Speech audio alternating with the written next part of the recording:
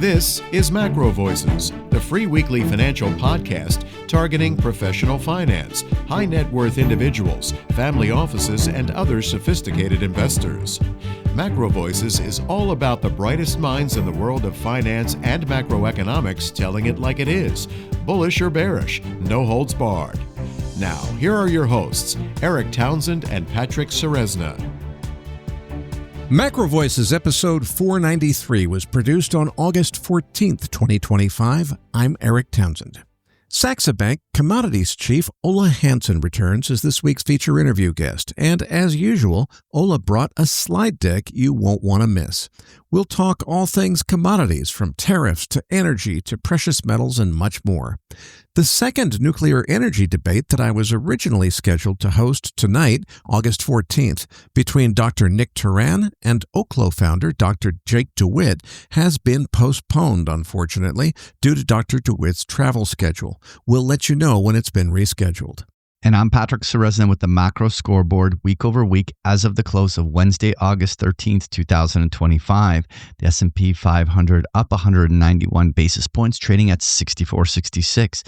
This was a breakout to all-time new highs as AI continues to play its key leadership role. We'll take a closer look at that chart and the key technical levels to watch in the post-game segment. The U.S. dollar index down 41 basis points, trading at 97.79. The September WTI crude oil contract down 264 basis points, trading at 62.65.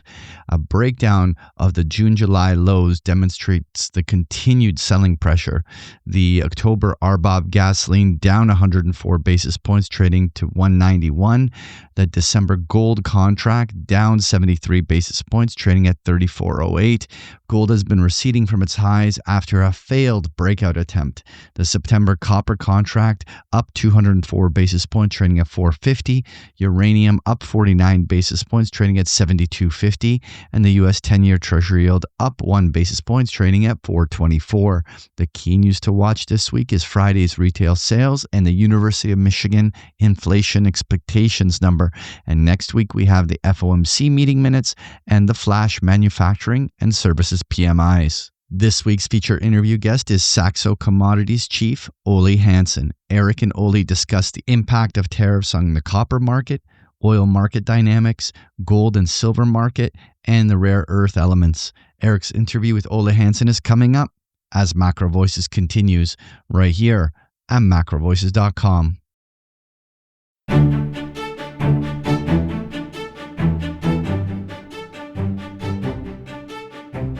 And now, with this week's special guest, here's your host, Eric Townsend.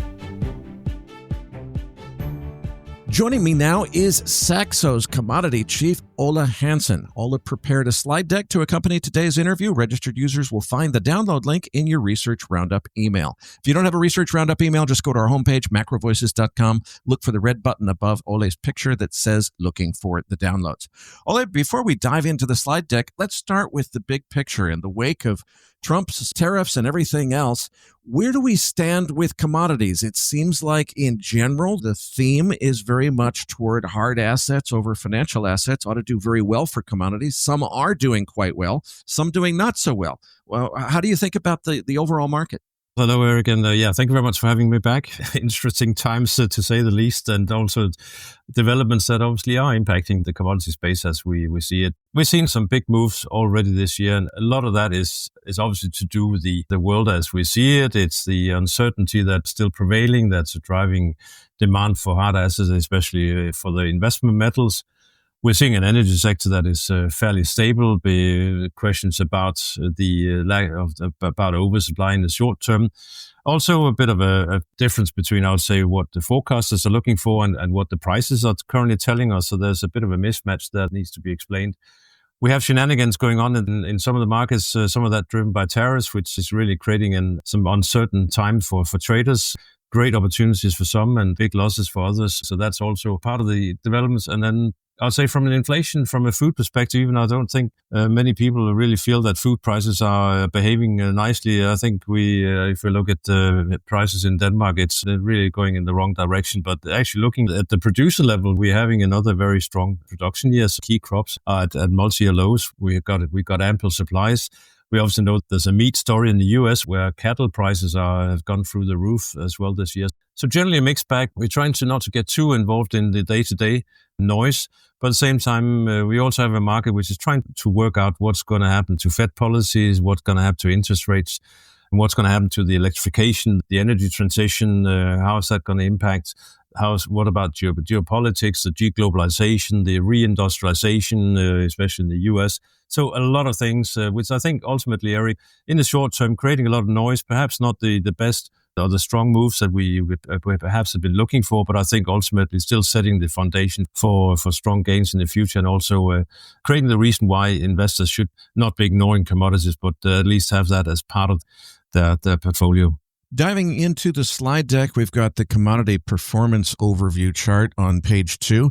Precious metals, the big winner this year. Orange juice, the big loser. What's going on why don't we just talk through these first few slides that talk about the commodity performance generally. Give us an overview of where we're headed in this market. Well, if you look at precious metals, it is a phenomenal returns. We've seen 30. This is more or less up to date, and again, these are total returns. So we have to remember that one thing is what the futures price was at the beginning of the year compared to now. You have to take into consideration the rolling of contracts, the cost of carry, and so on, and also whether there's tightness or not. So these are total returns. Gold is up 30%. Still same with silver. So they're really having a strong year. There's a bit of a pause right now. I think we're waiting for probably Jackson Hole as the next major potential trigger, but then also whether we are seeing a dovish tilt from the FOMC towards lower rates that could lead to the next move higher. And I think I've been calling it a sleeping beauty for quite a long time, and finally it woke up and took off, and that was platinum. And really, it is the best performer this year, up 50%. We're just consolidating right now, but I think there's perhaps still some further upside to be had there, especially if gold continues higher, because then platinum looks historically very cheap. As I mentioned, the energy sector is fairly low, but it's interesting there to note that the WTI and Brent on a total return basis are down a couple of percent, but if you look at the futures price, it's probably down more than close to 10%. So that's obviously the backwardation in the futures market that supports a long position there, which is underpinning or reducing the loss that the price action otherwise has dictated. The copper market, the industrial metals in general, doing very well. We can talk about the tariffs and the big jump we had in copper, but it seems like data from China is holding up. It is still the world's biggest consumer of raw materials, and that's providing some underlying support. And then this whole weakness across the grain sector. I was at a party at the weekend. I met a farmer who's got a massive production here in Denmark, and he was complaining already, and that's how it is. When prices are too high, that tends to be signaling low production, which is not good. But now prices are low, and that's signaling a very high production. And he says, I just have to work even harder because I have to shift all this production to make the money I would have in another year where prices were higher, but perhaps where the production was lower. So, but that's good for the consumer. Ultimately, we have ample supplies for the coming winter. Then elsewhere, the livestock sector is really it's really a U.S. story. These are U.S. traded contracts, and they really mostly reflect what's happening in the U.S. market, where there is some tightness right now. And then the software, some of these massive moves, which were rather related in cocoa and coffee, they have abated somewhat recently, but still holding above long-term averages.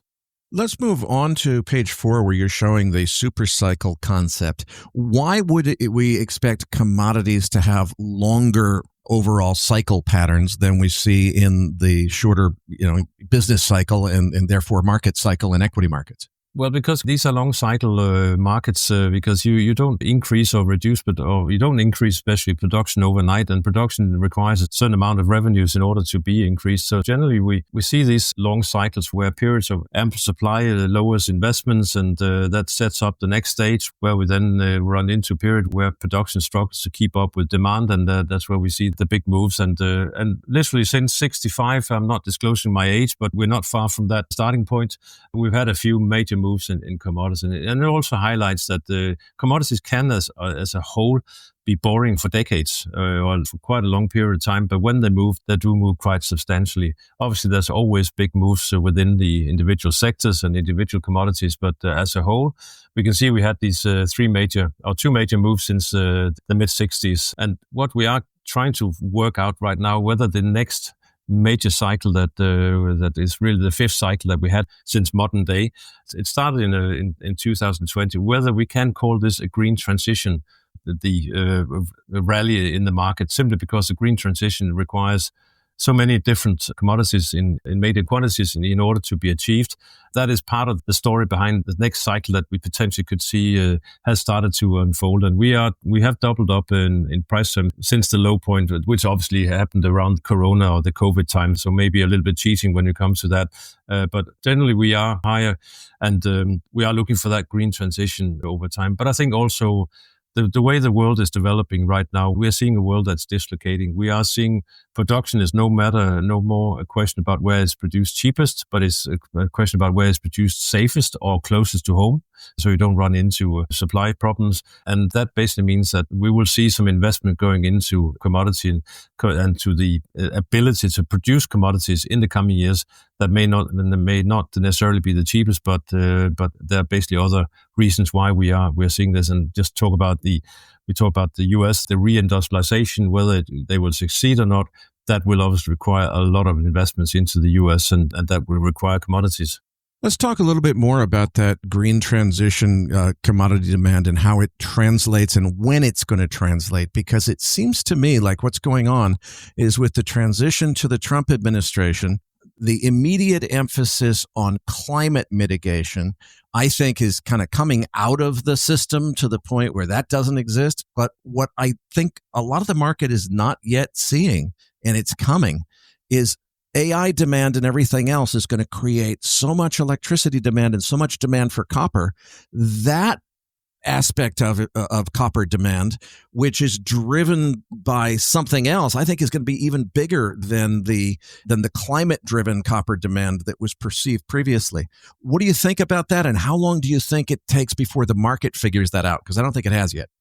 Well, it will take some time because it doesn't happen overnight, but I think we are well into that transition. And I think also, it's really important to call it the energy transition, not the green transition, because there's not all a question about that all energy has to be produced from unreliable sources like solar and wind, but it's simply that we are electrifying the world for various reasons. The demand pattern moves more and more towards electricity from fossil fuel-based energy forms that we have been used to for decades. And as you mentioned, one thing is the increased need of electricity for data centers. I can just, at my age, I'm an old hag. I've been around for a long time. But when you then progressively go down and to the younger people, they are much more digital savvy than probably I am. But if I just look at the kind of way that I use AI already, then imagine what the younger people and the younger generations, what they are using. And it just means that it all boils down to a lot of power that needs to be produced in order to produce all that data that is being requested every single second of the day. So that's one thing. But then we have the electrification as such is also a question about the global population that is still rising. It is the industrialization of emerging countries. It is the move from country to cities. It is the need for more cooling as certain parts of the world heats up. It just all boils down to more demand for power, and that power has to be produced. Some part of the sector really don't like the green part of it, but it will continue to grow. And I would say probably solar, especially because that's technology. The other wind is just mechanics, but technology can be improved, so that will continue to grow. But we need some more power. We need that to come from gas, and we need that to come from uranium. And then one thing is to what the demand for the power is. Another thing is actually how do we supply the power? And that's where what you mentioned about copper, Eric, comes in, because we need the infrastructure to supply all that the electricity. And that's why I put in on actually a little bit further down when we get to the copper that some of the big winners in the last year, it's not the actual underlying copper is up, but it's not up that much. But those that has to provide or to build that infrastructure, these are really some of the big winners that can easily compete with some of the big tech companies, because they are running flat out with orders to build power stations to build out the infrastructure. So I think it's a fascinating and very interesting part of the space. And copper is one thing, aluminium is another one, natural gas over time will be one. And when will it happen? Well, it could happen sooner than we expect, especially if we start to see the supply of these commodities struggling to keep up. And that's really where the focus, I would say, is for something like copper, where it is a mined metal. We just recently saw the accident in Chile and how suddenly a certain amount was cut offline. But if the numbers that are being thrown around in terms of how much more copper we need in the coming few decades compared to the past, then we will be struggling. We will be very busy, and copper needs to reach levels that really incentivizes miners to go all out or go all in. Ola, with respect to copper, I want to talk specifically about page 10, because this has been bothering me. Something that's very clear to me is that President Trump and Secretary Bessent, clearly they've got some policy objectives that they feel are very important for the country. That's great. I don't think they're taking seriously enough the collateral damage that they're doing in markets, because as you're showing on the left side of page 10, the European LME copper market looks just fine. It looks like a healthy market. The U.S. copper market looks like a nuclear bomb just went off, and it's all a result of this market being effectively whipsawed up and down by President Trump intentionally giving misleading, bluffing as part of his negotiation around tariffs. And I guess what's on my mind is, look, the president has the authority to bluff about such things if he wants to. Do they understand what it's doing to markets? And would you agree with me that the damage that happened on this technical chart, that triggers a lot of technical funds, a lot of CTAs, trend followers. They're going to be potentially doing things in markets that create recession-invoking risks as a result of what I think, I'm on a soapbox here, obviously, is what the president and Secretary Bessent just did to the American copper market.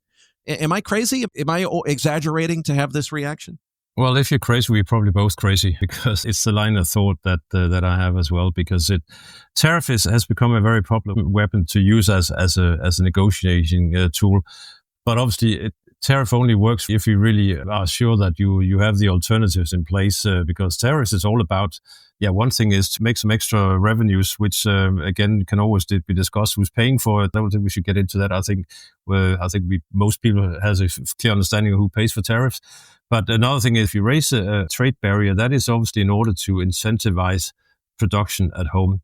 And this is where this thing just went off rail, because you even contemplating adding tariffs on a metal, which is paramount important for the U.S. As every other country in the coming years, not only given the reindustrialization that the U.S. wants to embark on, but also this being number one within AI and data centers and so on. It just simply doesn't make any sense that you suddenly make domestic copper prices 10, 20, 30, 40% higher than what your competitors elsewhere are paying. So the fact that you can increase production, an increase in production in copper in the U.S. may take 5 to 10 years at the minimum. The fact that refining, which is obviously a major issue, because a lot of copper not refined, the scrap copper in the U.S. is being re-exported simply because there's no refinery capacity in the U.S. to switch the scrap back into refined copper. So that's really where they should start. Who wants to run these businesses? And so all in all, this was one step too far. This was certainly hitting a market where the potential or the gains you wanted to achieve from raising tariffs were not going to be successful or going to be achieved anytime soon. And the only thing you succeed in was raising prices domestically at a time where for critical metal that will be in hot demand. And it has created some major disruptions now across the global market. And it's clear for all to see that the winners here are the physical traders who've been able to handle or source copper around the world, depleting stocks levels in Europe and in Asia and shipping it to US, sell the futures against, as long as you get the copper onshore before the tariff wall was erected. And that basically created a windfall. But as the tariffs were suddenly removed or taken off the table, then obviously the spread had to come back to a normal. And in the short term, there's probably a risk now that the US is stuck with a lot of copper that they don't need, and that now needs to find its way back into the market. So we could potentially see a period where US traded copper, so high-grade copper futures, may trade at or perhaps even below international prices. Well, it certainly seems to be the case. My call on this was, boy, the way we just got whipsawed here, this is a buy the dip opportunity on copper. I think I'm the only one buying this dip. It certainly feels that way. It will take some time to even out, but at the same time, as long as the cost of storing it is not too high, then demand will be there in the coming years. But it was, I would say, a wake-up call for the administration that tariffs cannot be applied to. It doesn't fit every product that the U.S. would like to onshore. Well, Ola, I got so excited about copper that I skipped ahead a little bit. I want to go back to page 7 where you brought up rare earth elements. That's stuff like neodymium that they make the magnets out of and so forth. This graphic on the right is a little bit disturbing to me. You've got 70% of what we rely on. And by the way, some of what we rely on this stuff for is weapons systems, like important national defense stuff. So 70% of this we get from China. That's the country we're trying to start a war with. 13% comes from Malaysia. That's a country that would, in a war situation with China, almost certainly fall under China's pressure, that we wouldn't be getting any favors out of Malaysia. What could go wrong in this story? Well, a lot of things can go wrong. And what China has obviously realized that even though rare earth in terms of turnover, in terms of monetary value is relatively small, it is paramount important. And the same thing goes for Europe. I mean, we've fallen asleep by the wheel. The production of rare earth is done in China because they have the refinery capacity, but the rare earth is not rare as such. It's found across the world and can be dug out of the ground. But the rarity comes in the production of, or the refining of them, all the material in order to get these small amounts of individual rare earths. And that's really where China holds a lot of cards right now. And we'll see how that plays out. But they do have a you can almost call it a weapon that the US cannot mitigate anytime soon. But we have obviously seen some steps being made both in the US but in general outside at China, and that's where probably I hit myself a little bit over the head with something, because it's clear that there was going to be a very big focus on US production capacity or ability of rare earths, and there's really only one major company, which just a few years ago were almost non-existent, MP Materials. It's gone up 300% since late May, and because they've also made a contract, I believe, with Pentagon, they'll get all the finances they need to try to achieve some of this independence from China. But there's also other countries around the world probably will come in focus in terms of being able to deliver some of these rare earths. But again, rare earths, and we all put them into one box. But as you mentioned, a lot of these are specifically used in they are all in high technology, but also within the weapon industry. And some of these are just extremely difficult to get hold of. So for now, it's probably one of China's biggest cards they hold against the US because of the importance, even though in terms of size, it's very, very small. It seems to me like there's a potential speculative trade here, which is I think President Trump very much wants to secure America's access to all critical things. When he figures out that there is a problem here, and frankly, I think he thought that he was going to negotiate to get Ukraine's rare earth elements, and it took a while before he figured out that Ukraine doesn't really have rare earth elements, despite Javier Blas jumping up and down for weeks on Twitter saying, hey guys, it doesn't make sense. What would be the play? Let's imagine that President Trump figures this out and says, we can't be just reliant on China for rare earths. We've got to go and make a deal with country X and get all of their rare earths and lock them up for us because we can't have this risk with China. Where would the play be? How do we front run that and get ahead of President Trump figuring out this play? Oh, that's a difficult one. Probably have to be some of the countries where there are established production already. But again, it all boils down to who wants to build up this refinery capacity, which, as far as I understand, is extremely polluting and is a very dirty job. Hence, the reason why the countries in the West had basically said, well, let someone else take care of this and we'll just buy the finished product. I haven't got the answer. The only thing I know is it's going to be extremely expensive because setting this up, and from an environmental perspective, there also has to be some compromises, I think, found in order to be able to set this up. And the same thing goes for some like copper refining. Again, it's not the cleanest of businesses that you can find out there, but comes paramount important, then it probably will be done. But the question is who will do it and where it can be done. So I haven't got a good answer to it, but I think it will still take time. And in that meantime, it probably means that the rhetoric towards China, we're obviously getting close to the next deadline here around mid-August, that we have we're probably not going to see the same kind of militant response, I would say, from Trump, because, again, they learned from this as well and what kind of cards the Chinese hold. And we just saw overnight that Trump basically was asking the Chinese to quadruple their purchase of soybeans as a way of bringing down the deficit. The only problem there is that China hasn't booked one single cargo for soybeans from the US as the end of July for the new season. So something really big, dramatic needs to change there on that front. So US wants to buy the high tech. At the same time, what they can offer in the other direction is low tech. Let's move on to page 8, talk about the oil complex.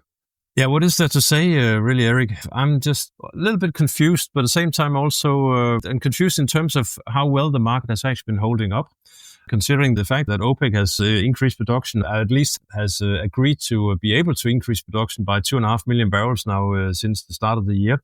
There's obviously a couple of things happening there. First of all, some of these are currently producing above their agreed quota, so they will not increase. That's countries like Iraq.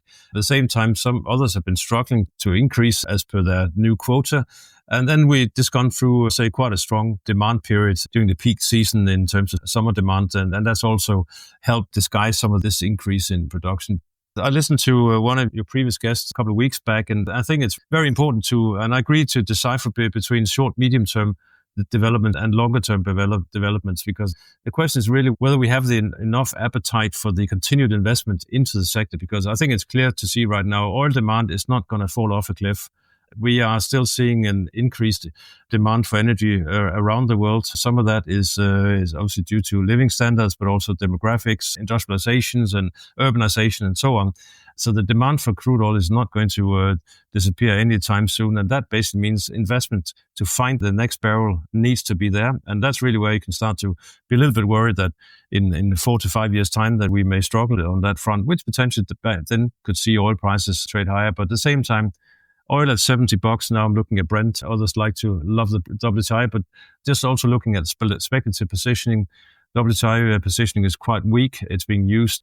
It has become a little bit of a domestic market, even though it's still the main futures market. Brent has been trying to preempt any impact of potential secondary sanctions against Russia, and also this increase in production from OPEC. So I think it will be struggling above 70, at least in the short term. But I think the longer term, the trajectory is still for higher prices. And that also means, even though we're not seeing the price really going anywhere fast, we still have a market that is somewhat backwardated. And that basically means that, as I mentioned earlier, even though the futures return so far this year is around minus 10, 11%, the total return is actually only down 2%. It's not costing a lot to try to bet on higher prices in the future. But at the same time, I'm still a little bit concerned that as we move into the autumn months, that we could see this overhang of supply start to have a negative price impact, and we potentially could trail back down towards the low end of that range we have established, and as you can see on slide 8. What we don't know at this point in time when we're recording this is what will happen on Friday in Alaska between Trump and Putin, whether we are going to see any deal that is tolerable, not only by Ukraine, but I'll say also by Europe, and what kind of impact that potentially could have on sanctions and whether that also on prices. So I think in the short term, there might be some risk of lower prices, but I think the long-term outlook is for higher prices, simply in order to make sure that production is being incentivized in a world where demand for energy is not going to go away anytime soon. Ola, let's talk a little bit more about the backwardation that you mentioned in this market. I find it absolutely fascinating. I don't know if I'd quite go so far as to say it's unprecedented, but it seems striking to me that, at a time when really, I don't think $65 oil is particularly expensive. It's not really high prices yet or anything close to it. But boy, the backwardation in the market is pretty darn significant. What do you make of that? I mean, it seems to me, given various other risk factors, there's more backwardation at this price level than I would expect. That's true. I think sometimes we say that the prompt price can lie because the prompt price is, there's a lot of other factors impacting the prompt price, speculative interest and so on. But the curve tends to be a little bit more smart guy in the room that tells us a better story than what the prompt price is doing. And the curve is telling us that right now that there is a demand in the spot market that is strong enough to make traders pay a higher price than what they will have to pay in the future. And looking at if now we're flipping a little bit around, but if you take a look at slide 14, where that's talking about the cut report, we can talk about that later. But just on the far right hand side of this table, which I produce on a weekly basis, I just show the 1 year spread between, basically between spot, the front contract and the 1 year. And you can see in crude WTI and Brent, we're picking up a small premium. It has come down a bit, but the fact that it's still positive does indicate that the market is still reasonably tight. Obviously, where the most of the tightness has been recently is in gas oil and the products, where some of the storage levels has been quite tight, and that really has kept that backwardation quite high. But talk about that, it also indicates why some of the other markets are really suffering. Look at natural gas. Natural gas prices in a year's time has to be at least 29% higher before you start making any money. We have the metals, which is mostly about funding.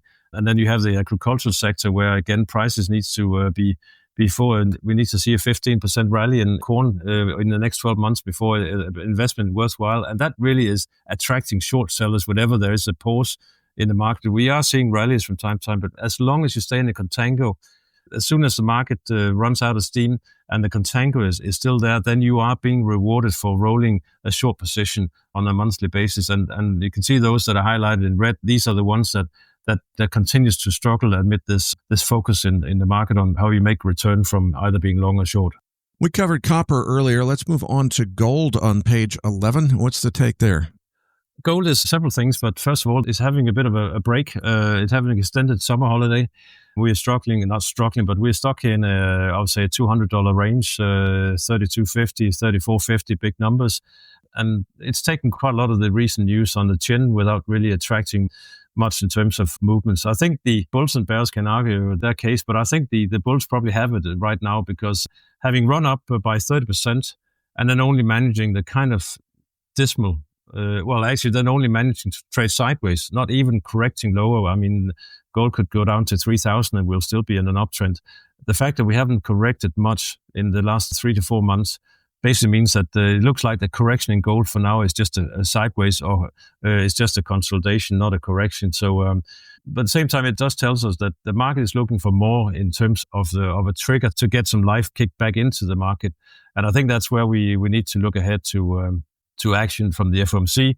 We need to see whether we're going to get this double shift. We need to see whether the market increasingly get worried about the U.S. debt situation, that they are prepared to support the market through cutting rates, but without thinking about what happens in the long end and what happens to inflation. So that would be key as well. And then I think the central bank demand, physical demand, probably dried out a little bit, just like everyone else. I think if you are a physical buyer, you're probably sitting a little bit on your hands here. You just really want to see, does it really make sense that we're not having any 10 or 15% correction after such a big run up? Once and if we take out these highs, which I think we will sometime into the autumn months, the next move could be quite significant. And I put in some of the reasons why precious metals still is such in demand. I think the key is it's political neutral. It's compared to other investments. It's recognized, and it's not linked to any country's creditworthiness. And I think that will probably be an increased focus in the coming years. Now, some people are saying, okay, this gold market has already had its move. Silver has been lagging. Boy, the trade here has got to be silver. You want to be in silver because gold already had the move. It's silver's turn to catch up. The counter argument is, wait a minute, what's driving gold has primarily been central bank purchases. They're not going to buy silver. There's no reason to expect them to buy silver. Stick with gold. What's your take on that? That has been one of the reasons why the gold-silver ratio has been ticking higher, simply because silver has not been enjoying that underlying demand. And that also means that whenever we've seen a small correction in gold, silver has corrected by a lot, because it just felt like every time there was a correction in gold, there was this big clunking fist just being put in under the market, just picking up whatever came to them. Silver didn't have that luxury. So it is still gold, but on steroids. And that basically means that the movements are big, but also the rewards are similar big as well. And I think at this point in time, with 55% from industrial applications, some of them that will experience an increased demand in the coming years, with above ground inventories, stock levels relatively weak, with the production not being price sensitive, simply because silver is mostly produced as a byproduct from other mined metals. So it's not as if suddenly silver goes through the roof that you'll increase production for mining. That has to be tied with some of the other metals. And I think just recently the the fact that silver has been holding up as well as it did after the collapse in the copper price in New York, that also speaks volumes. So both silver and gold currently up 30%, if a bit more than that. And you just have to look at the chart there going all the way back to 2010. In order to buy gold at these levels, you have to believe that it will hit a new record high. If you buy silver here, we're still quite a few bucks below that record high from 2010 or 11, which also makes it an easier proposition for some to trade. Let's move on to grains on page 13. It's almost been a perfect storm of bearish news this year. It started up just as we started the planting season. There was a few concerns, not only the U.S. weather-wise, but also in the around the Baltic Sea. But that really, no, not the Black Sea. But that really has been put to rest, and we got a monthly report coming out from the U.S. government on Tuesday, I believe, just before this one goes out, which would give us an indication of where the U.S. government sees production this year of corn and soy. And now we are looking for some bumper upgrades. So what does that do? Well, it basically means that if you are short in grains, you are not only seeing the prompt price moving down, but you're also seeing a monthly or whenever you roll your contracts being profitable. We need to see some tightness emerge in the spot market for this trade to unravel, but and we're not going to see that for at least the next 6 months. We know the next big season is the next South America season, so we need to get. So I'll say 6 months down the line. So obviously there can be movements in between. Again, if China signs a deal with the US to buy a massive amount of soybeans, that could shift the tone. But right now, speculators are holding on to quite elevated short positions in corn, and wheat has been short. They've been holding short position in wheat, as you can see on that little insert, all the way back since 2022. For 3 years non-stop, there's not been a net long position in the wheat market, and that just highlights the predicament that this market is in. So the combination of prompt prices under pressure and the contango in the market basically makes very profitable trades for speculators in the futures market.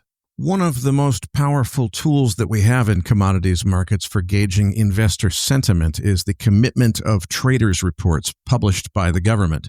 Those reports in their raw form are pretty cryptic and hard to read. You provide a free service, completely free as I understand it, to anybody who wants it, to basically reshape that data into a much more user-friendly graphical form, as we see here on page 14. Tell us a little bit more about that, including where people can get a hold of it. Yeah, well, it's as you mentioned, it's data that is provided or given to or demanded by the CFTC on a weekly basis from the large clearinghouses, and sometimes and I often get asked, well, why do you only look at managed money account? Because that's obviously only a part of the open interest. But we have to look at the futures market, and that's really where commodities, I think, are fascinating, because one thing is looking at the S&P future or the 10-year future. There's so many other things going on. So whether the market is long or short, you can't really read anything into that, because quite often there's a trade on the other side. But when you look at the futures market for commodities, think about the open interest as the cake, as the full picture, and then you can break this cake into participants, and that's where we tend to focus on managed money account. I used to trade for a hedge fund in London back in the days, and some of the way that these funds behave today is also how we were taught to trade markets. So it basically means that they are not married to the positions. They seek a divorce if something goes wrong, and that means as well they're very responsive to any change in the technical or the fundamental outlook. So that's why we keep a track of what the managed money traders are doing. That's hedge fund CTAs and others basically doing trading for leverage, trading their investment on a leverage, and It boils down to obviously long and shorts, and with the nets. And what we watch is obviously how the net position, how it develops over time. It gives us an idea about how extended, or if something starts to get a bit extended, then there has to be a darn good reason for that to happen. And at the same time, also gives us a warning sign that if there is any change in the outlook, then potentially there could be a bigger than expected move, simply because some of these positions that need to be reduced, and these are big. A lot of these traders are like oil tankers. If they see that they need to change direction, it doesn't happen. It's not a U-turn. It takes quite a while. So hedge funds, they can easily take 2 or 3 weeks to change a position around. So that means that if you suddenly have a week where there's been a big move the opposite direction of the position reduction may not actually be that big, because it takes time. But if it stays at those new and changed levels, then that will continue to attract either short covering or long liquidation. So that's one thing. Open position relative to extremes. That's just relative to the highs and lows we've seen within the last year. Price change in recent weeks. Long-short ratio is quite liked by some, just indicating how extended is the market. That basically means, let's say gold, for instance, right now there's a long-short ratio 6.2 to 1. Basically means that for every short, there are six longs. And that is that is good to know. Maybe not so much for gold again, because there's a lot of different other activities. But if there is a market where the go-to place is the futures market, then if that ratio becomes too large in one direction, that basically means that if suddenly it changes around, we can take feeder cattle towards the bottom, or actually take hogs. Right now there are 12 longs per each short. If suddenly if the market starts to turn around, then these 12 longs will be looking for a very small amount of shorts that wants to close their short out, and that's adding some pressure to the downside. So that's why long short are interesting. And then just finally the forward curve, as we talked about earlier, Eric, how the contango and backwardation also impact how investors they look at these markets. And just to make sure that I understand the long-short ratio, for every long futures contract, there has to be exactly one short futures contract to match it. So what we're really talking about here is the long-short ratio within the managed money category. And that's the reason it doesn't have to balance out one-to-one. Absolutely, because what quite often you will find that tends to hold the short position, well, that tends to be the one who's producing the damn thing. They're short a commodity in order to hedge their physical production.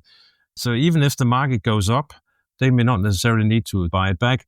But if you look at the other side of the equation, where it's the managed money account, they will be much more responsive to any moves, especially if the position is very overextended. So yes, it is a long short ratio within this managed money category, and you will quite often find that the opposite is found among the producers and producers.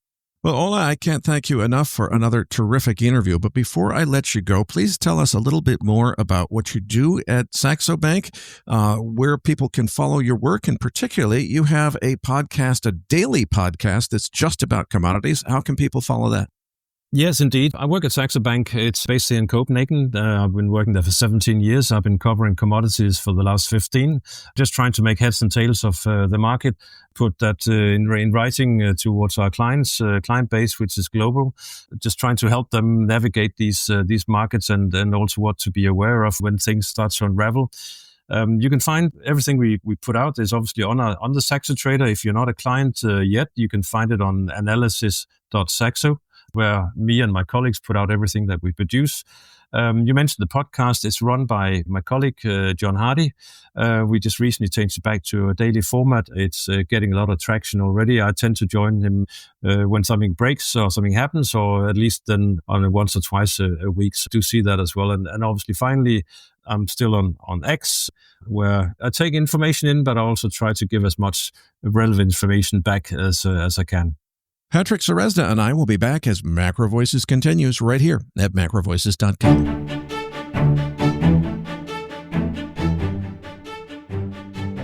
Now, back to your hosts, Eric Townsend and Patrick Ceresna. Eric, it was great to have Oli on the show. Now let's get to that chart deck. Listeners, you're going to find the download link for the post-game chart deck in your Research Roundup email. If you don't have a Research Roundup email, that means you have not yet registered at macrovoices.com. Just go to our homepage, macrovoices.com, and click on the red button over Oli's picture saying looking for the downloads. Patrick, let's start with the S&P 500. I said a few weeks ago I thought the S&P could easily rally to 6,500, and well, that's exactly what's happened. We're technically overbought here, but with the usual caveat that therefore a pullback is probably in order. I think eventually this rally can continue higher until there's a bearish catalyst. A hot inflation report was the risk that's behind us now, at least till next month anyway. Everybody's acting, though, as if this Ukraine war ending is almost a done deal. I'm going to say more skepticism is warranted. I hope it's close to a done deal. Let's see what weekend actually brings. Patrick, what are the charts telling you in terms of the S&P?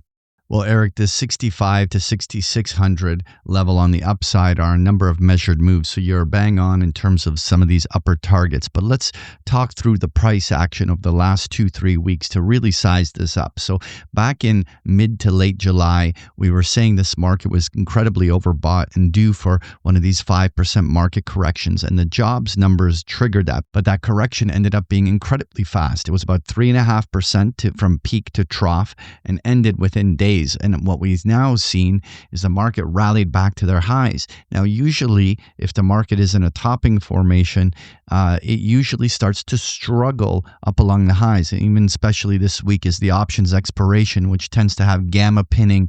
And yet, the bulls managed this week to punch through to a fresh new high, which continues to show that the bulls remain in the driver's seat and there's clear buying momentum still in the market.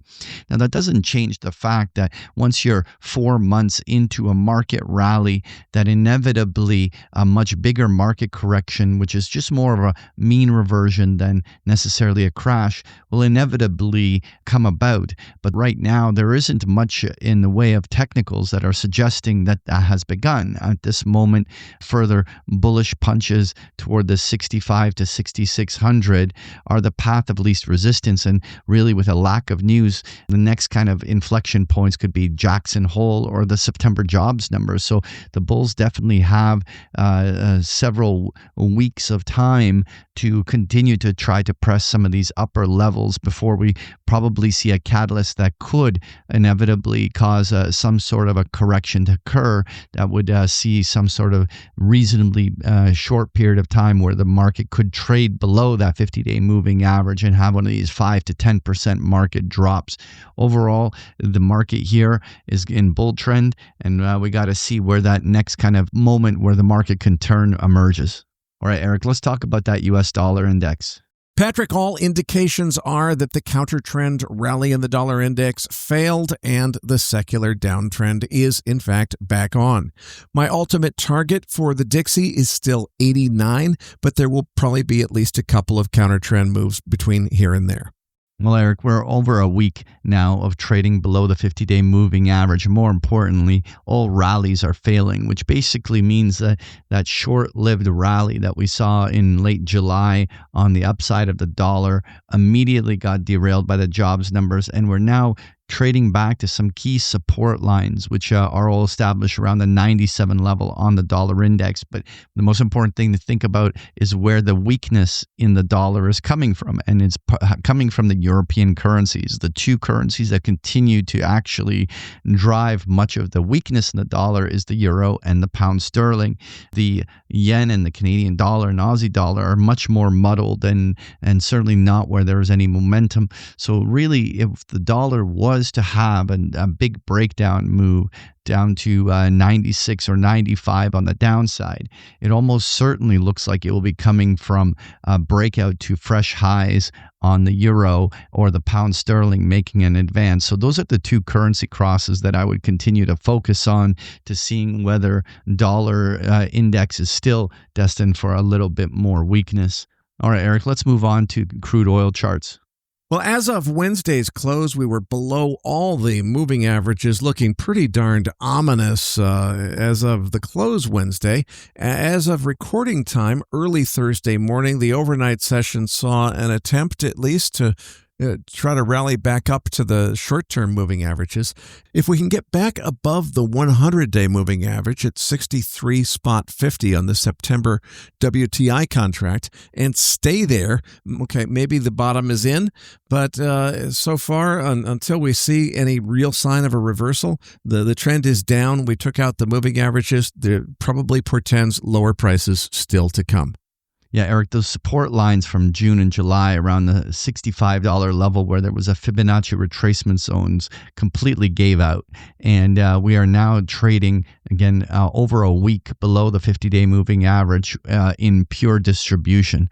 Now, I was looking for these support lines to hold. So with the fact that this is broken down, there is no denying that the bears are in the driver's seat on the short term. Where are the different targets? Well, at this stage, the crude oil futures going back back to retest April and May lows just below $60 is certainly on the table. The bigger question is that will some catalyst occur, such as, for instance, the situation with Russia and the Ukraine, pivot something where the oil markets have some sort of rate reversion. I think that there is geopolitical risks that could trigger that, but at this stage, we would need a meaningful rally above $66 on crude oil for us to undo the technical damage that's being done right now. Right now, that primary downtrend is intact and one has to be respected. All right, let's talk gold. Well, Patrick, this correction makes perfect sense on a fundamental basis, given that the mood of the markets has been an expectation that Trump and Putin are probably going to make meaningful progress toward ending the Ukraine conflict when they meet on Friday. And still lower numbers would make sense, at least briefly, if there is, in fact, some kind of peace deal that comes out of this weekend. So I could easily see a big gap lower on the Sunday open if there was actually an end to the war that was reached as a result of this peace negotiation. But the fundamentals are still very much bullish for gold beyond any potential unwind of the geopolitical hedges. So I say that potentially maybe we get a deeper pullback if there is a resolution to the Russia-Ukraine situation. If so, I think it's a buy the dip opportunity.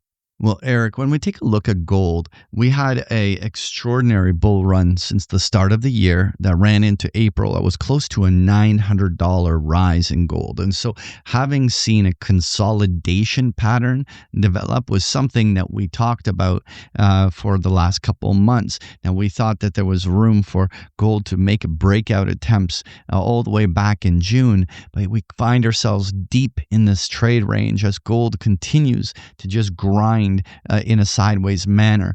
But what is particularly interesting is that generally gold miners remain very bullish. Silver was very quickly bought on dip and advanced back to its highs.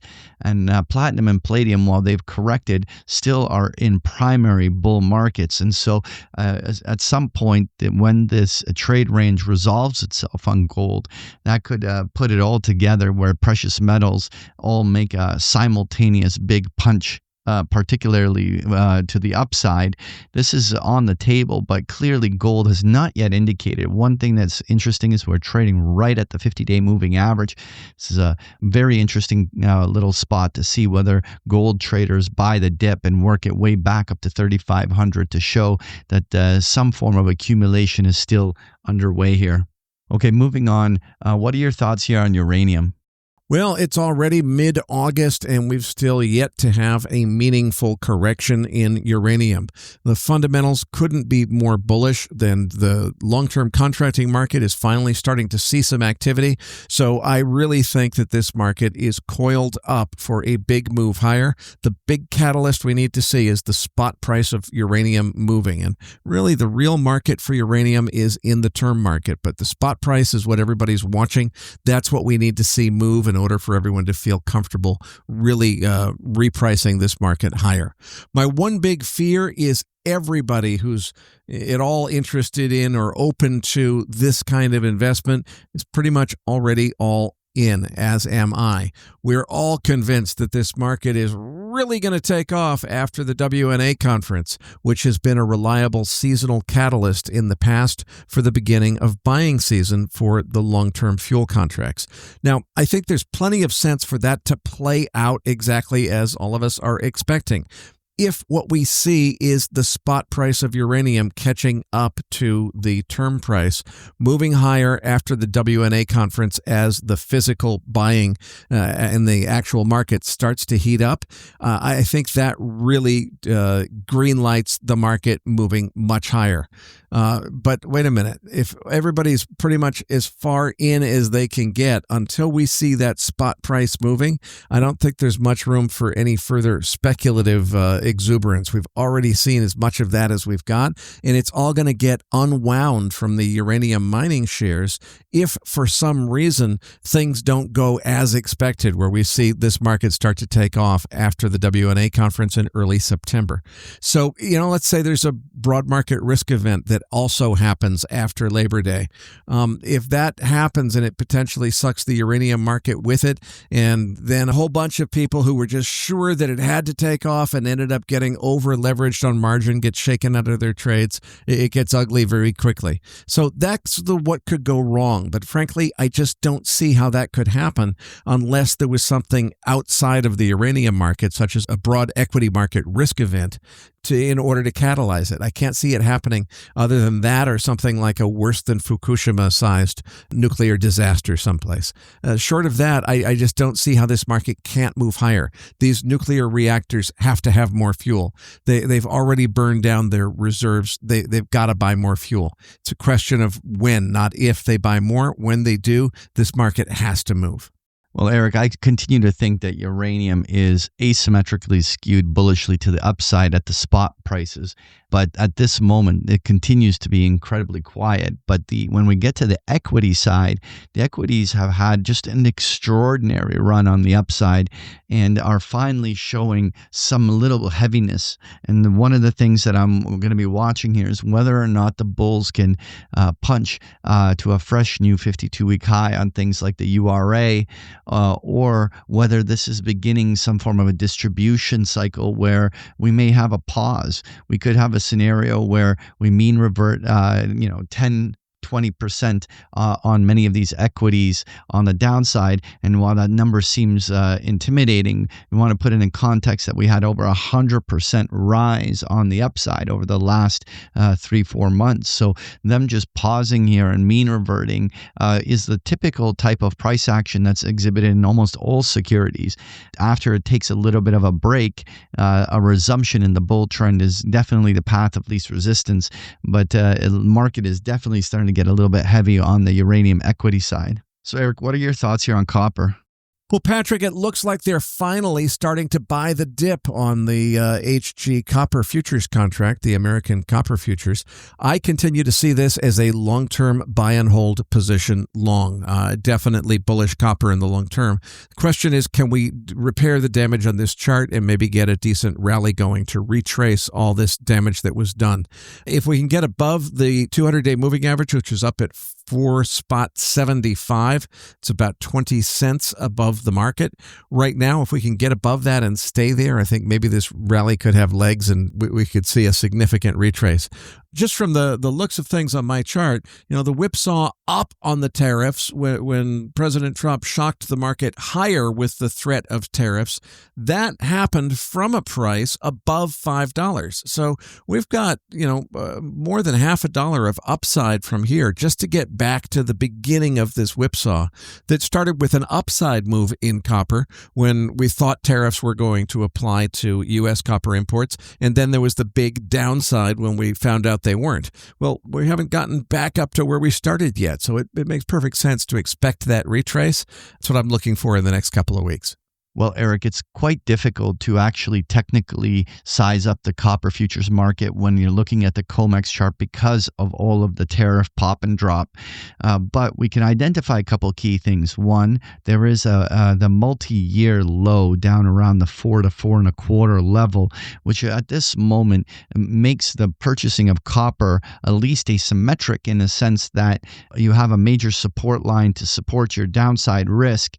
And if copper works its way higher off of this dip, the upside potential is arguably much higher than the downside risk, which makes it interesting. But very likely after such an extraordinary move, the rest of August may end up being far more range bound as the price needs to settle in a little bit before resuming some sort of a new trend. So while I like the asymmetry of copper here, I also think that one needs to expect to be patient on this, as it's not likely going to be a big mover right away. Patrick, before we wrap up this week's show, let's hit that 10-year Treasury note chart. Well, Eric, on that 10-year Treasury yield, it is clearly in decline. Lower highs, lower lows. We're at a major level around this 420 level. If this gives out, we might be heading down to 4% levels, something we haven't seen since the April crisis, or you have to go back to mid-2024. This certainly is potentially an indication that the economy is weakening and the expectation for lower rates is imminent. And so the 10-year definitely currently weakening at a major support line here. Let's see whether or not the coming week drives a breakdown of these levels. Folks, if you enjoy Patrick's chart decks, you can get them every single day of the week with a free trial of Big Picture Trading. The details are on the last pages of the slide deck, or just go to bigpicturetrading.com. Patrick, tell them what they can expect to find in this week's Research Roundup. Well, in this week's Research Roundup, you're going to find the transcript for today's interviews, as well as the chart book we just discussed here in the postgame, including a number of links to articles that we found interesting. You're going to find this link and so much more in this week's Research Roundup. We appreciate all the feedback and support we get from our listeners, and we're always looking for suggestions on how we can make the program even better. Now, for those of our listeners that write or blog about the markets and would like to share that content with our listeners, send us an email at researchroundup@macrovoices.com, and we will consider it for our weekly distributions. If you have not already, follow our main account on X @MacroVoices for all the most recent updates and releases. You can also follow Eric on X @Eric S. Townsend. That's Eric spelt with a K. You can also follow me @Patrick Ceresna. On behalf of Eric Townsend and myself, thank you for listening, and we'll see you all next week.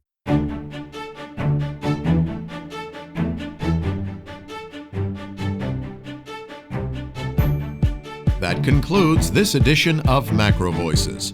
Be sure to tune in each week to hear feature interviews with the brightest minds in finance and macroeconomics.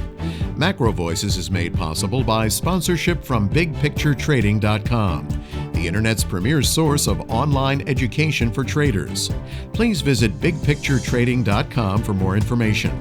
Please register your free account at MacroVoices.com. Once registered, you'll receive our free weekly Research Roundup email containing links to supporting documents from our featured guests and the very best free financial content our volunteer research team could find on the internet each week. You'll also gain access to our free listener discussion forums and research library. And the more registered users we have, the more we'll be able to recruit high-profile feature interview guests for future programs. So please register your free account today at macrovoices.com if you haven't already. You can subscribe to MacroVoices on iTunes to have MacroVoices automatically delivered to your mobile device each week free of charge. You can email questions for the program to mailbag@macrovoices.com, and we'll answer your questions on the air from time to time in our mailbag segment. MacroVoices is presented for informational and entertainment purposes only. The information presented on MacroVoices should not be construed as investment advice. Always consult a licensed investment professional before making investment decisions. The views and opinions expressed on MacroVoices are those of the participants and do not necessarily reflect those of the show's hosts or sponsors.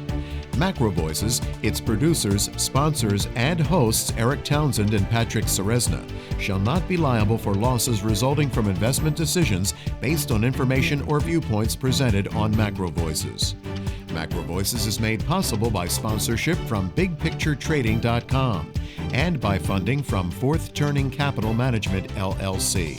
For more information, visit MacroVoices.com.